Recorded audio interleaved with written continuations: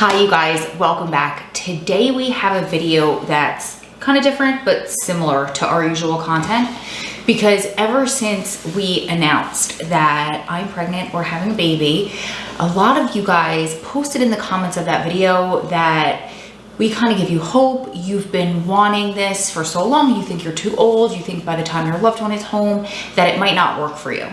So I brought the master manifester so he can give us some tips on how he has manifested some of the most beautiful, seemingly impossible things into his life, our life together. Are you ready? Absolutely. Okay, take it away.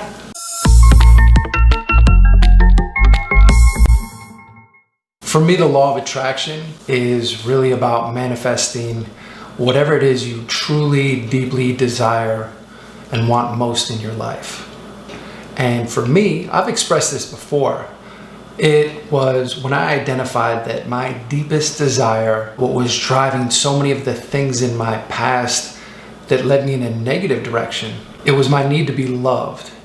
And it was very difficult for me to acknowledge that and come to terms with that and really to take ownership, responsibility for it. So before I was able to manifest everything that I wanted, before I was able to bring our relationship to life, I had to get rid of all of the things that were keeping me from having that. All of the toxic, unhealthy energy, vampires, people, and things that were stealing my joy, that were moving me in a different direction. So that's number one. Key to a successful law of attraction, to manifesting what you truly want, is first and foremost, you got to make space.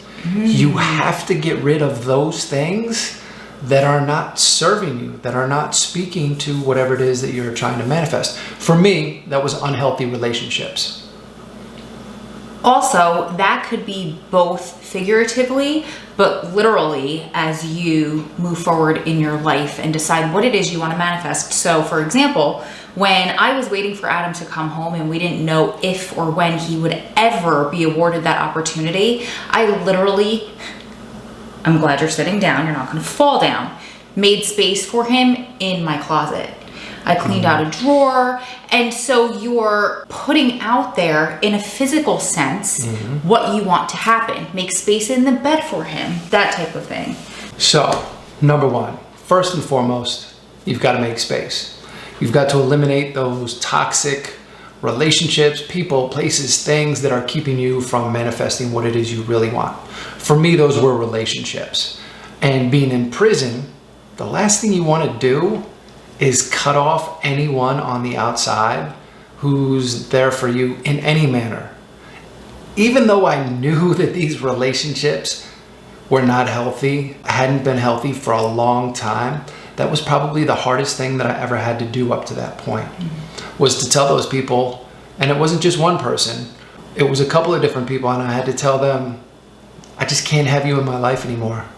You know, I want what's best for you. You need to move forward with your life, and I need to move in a different direction. I had invested at that point all sorts of time and energy into my personal health, well-being, finding out who I was, my physical health and well-being, you know, working out, eating healthy, and I was moving in a certain direction, and I realized that these relationships, these people weren't living the way that I wanted to live. They didn't have the same values.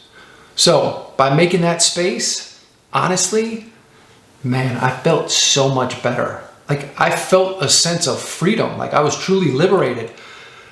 It was like I could breathe free for the first time in a long time. And as difficult as that was, I know it was absolutely necessary. Our relationship never would have happened had I not been able to do that first. It makes sense too, because you referred to them so beautifully as energy vampires, where they're sucking your energy. Yeah. And you don't realize it in the moment when you have those people like that around you. And even if you have glimmers of, oh, she drains me, he drains me, you kind of put it out of your head. So the fact that you did get rid of those people, as awful as it was, and then you said you felt this big weight lifted, makes complete sense. And you felt that energy come back into your life. They were no longer sucking it out of you. Well put. So that was the first step. Second step, and this was a little bit more challenging. I had to sit down And as we've talked about before, listen, anytime you want to bring something to life, whether it's a goal, whether it's a law of attraction, you want to manifest something, man, you have to write it down. Literally write it down. And I know that sounds like so simplistic, and you're like, well, what's the difference? Do I really need to write this down? If it's in my head, that's enough. It's not enough. You have to put it on paper. It's the process of writing it down. You bring it to life. To see it on paper is to begin to bring it to life. So that's what I had to do first. I started making a list. I said, ideally, I know that my previous romantic relationship was not healthy. I've never had a healthy relationship in that regard before. Now I'm at a place where I'm personally healthy. Man, what would my ideal partner look like? Who would be on the same page with me? And full disclosure here, I was so shallow in my younger days. My relationships were based on appearance solely, right? And if there was anything else there, like if we connected on a different level, it was like, wow, you know, we have some same interests. But I was extremely shallow. I mean, I'm just being completely honest with you, right? And I didn't want to be that person anymore. So I had to be very intentional about that. I said, I'm not going to worry about looks. It's not about appearance. What are the qualities? What are the characteristics? What do I really want in a partner? Who's going to be someone that shares my values, wants to live the way that I'm living? At that time, I was actually, one of the fitness classes I was teaching a yoga class. And I was getting yoga journal, right? I know it sounds kind of corny, right? Guys that are watching this are like, you were getting what? That's right, yoga journal. I always said you were the only guy in a high security federal prison that could get other big burly convicts, probably tattooed like face head to toe, to pretzel into these yoga positions. Yeah, it's possible. Sorry, go ahead. Took a little while to warm them up to it, but yes, there were plenty of converts to the yoga. But this Yoga Journal magazine, if you've ever seen it before, it's definitely geared towards women. And, you know, not ironically, like I'm opening up the pages and I'm looking at them going, wow, I see these women in here, like I know that they're living, like these are the things that they are doing, they're living a certain way. I'm like, I wonder what they're like in person. You know, I don't know these people, but man, if I could be with someone like this, what would they be like if they're really into health and fitness and all the other things that I'm into at this time? So I start writing a comprehensive list. I write this long list and I just keep writing. We're talking about pages. Just a brain dump? Pages, yes. Everything and anything. And I'm looking in the magazine and I'm looking everywhere for ideas. Whenever I'm inspired, write it down, add it to the list. And it got to the point where I had these slips of paper on the top of my locker because I had the pages, I folded those up, and I had these little slips of paper. And at the time I was taking bets for other guys. It's one of the things that we do in prison, right? It's a hustle, a side hustle. It's a hustle. Yeah. And so I have all these little slips of paper. Well, I start using these slips of paper every time I'm struck by, you know, some sort of inspiration, like, oh, that's a good one. Let me add that to the list. And I start stacking up these slips of paper on top of the list that I already have. Next thing you know, I have this whole thing set up on the top of my locker and I start looking at it every day. Every day I'm reviewing, I'm going through these lists of qualities, characteristics. And again, I was very intentional. I specifically did not include any physical characteristics. And you know what? I got to a point where I was all right with that. I said, if my ideal partner is living this certain way, they're healthy, they're active, the most important thing is that we're going to be able to do these things together. That was the important thing. It wasn't the appearance. Did you originally forget? Because my initial thought for everybody watching this is when you think of an ideal partner, most of us, the first thing would be like tall, dark, and handsome, or, you know, 36, 24, 36, whatever. That's probably like 36, 22, 48 nowadays, but you know what I mean. So did you intentionally from the beginning consciously not put that on there, or did you forget and then it dawned on you later?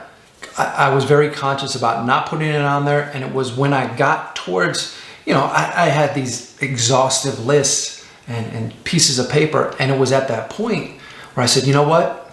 I'm good. I don't need to include those things. I'm just gonna put it out there.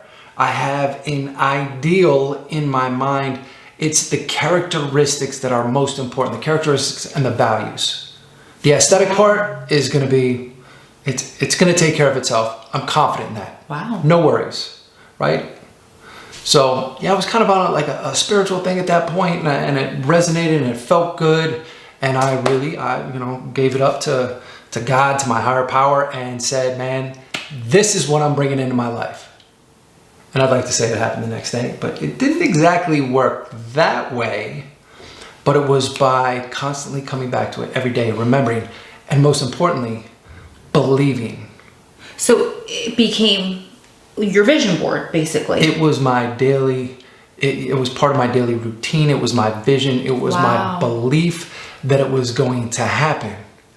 The crazy thing is, when Ro finally came back into my life, remember, I'm not knowing what she's into. I didn't know that she went off to school for sports medicine, that she became a fitness competitor, that she's all into health and wellness. I don't know any of these things, right? That was all part of the manifestation, right? And full disclosure here, when I was getting descriptions about about where she was physically, I'm thinking like, wow, she might be bigger than me at this point. You know what I mean? China. Bulked up. Like, I'm thinking like, yeah, China, Xena warrior, princess. Female bodybuilder. I'm like, wow, she's a badass. She's a real badass. And I'm like, am I okay with this? Can my ego stand this? Did you think I was like this? You thought my voice would be deeper than yours? I didn't know what to expect. But, no, as we were talking, but I'm saying before our first visit. Yeah, I know. Remember, I hadn't seen any pictures. But in my mind, the entire time I'm going, she is every single thing on my list. Like, how is this possible? I was like, this is too good to be true. It can't be this. I'm like, there's got to be a catch here. There's always a catch, right? And I said, nope, just erase that thought from your mind.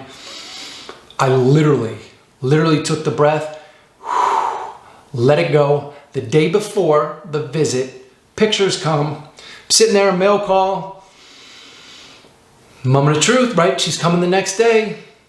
And you know what I said? It doesn't even matter. You don't look at them? I did look. Oh. But before I looked, I said, it doesn't even matter. I don't care. I don't care. At that point, and I'm going to admit this, like, I was already in head over heels. I'm like, she is everything that I want. How could I have gotten for her lat spread. So lucky? And I will even deal with the lat spread if that's what it takes. You know what I mean? We're talking about a really wide muscular back. Large V shape, big muscular arms. Hey, if that's what it is, that's what it is. I'm all in.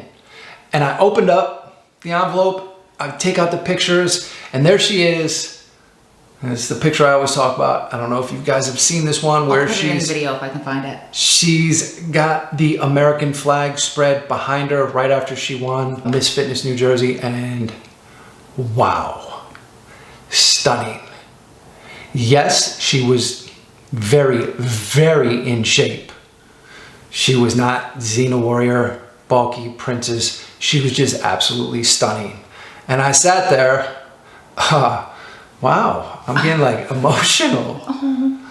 And I was just absolutely, I was stunned. I was amazed. And I was excited to go out there the next day and spend the day with her. And we've never looked back.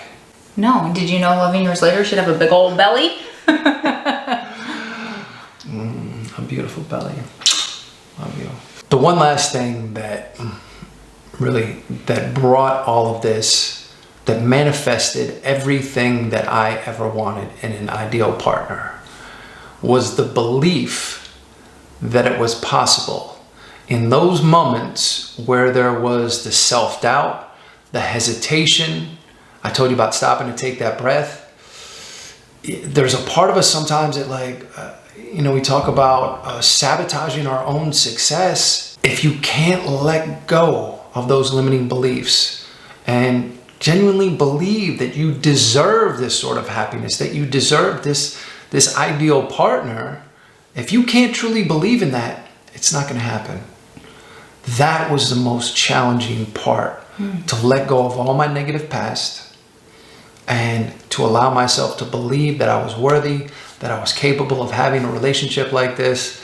And with that acceptance, with Ro coming into my life, everything else became possible.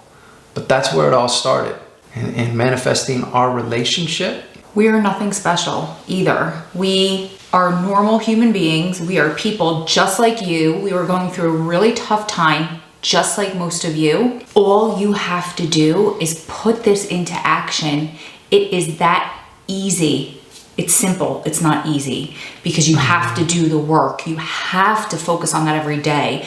The hardest time in my life was right before Adam was awarded his release. And within those couple of months, because there were high highs and there were low lows, and I was on this god-awful roller coaster for years. And I got to the point where I was like, it's all crap. I don't believe it anymore. I don't want to do it anymore. But what I had in front of me was my vision board. Very similar to Adam's list. I had photos instead. I'm a very creative person. I do better with images. So whatever works for you.